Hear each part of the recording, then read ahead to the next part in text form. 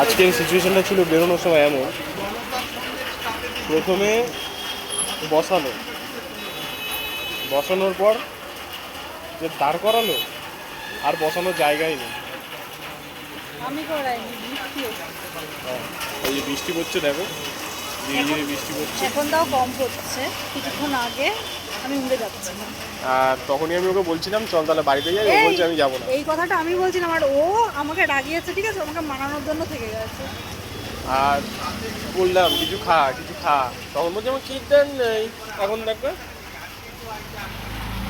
আমি কি খাবো? আর ক্যামেরা দিকে তাকালে আমি মুখ খুব ব্যাগ আসতাম, ধনুষ্টঙ্কর ওঠে, ধনুষ্টঙ্কর হয়, মাথা মাথা খারাপ। এই জন্য বলি সবসময় বৃষ্টির সময় বেরোতে নেই। এখন বৃষ্টি রোদ, এখন 4 দিন ঘরে থাকলে একদিন বেরোতে হয়। এখন গ্রীষ্মকাল, সবাই ছুটি পেয়ে গেছে। কি কাল? গ্রীষ্মকাল। কে বলেছে তোকে? Summer vacation. কে বলেছে? Summer vacation. তা ছুটির সময় বাড়িতে থাকতে হয়, তুই এখন বাইরে কর। এখন বেরোবো না, কখন বেরোবো?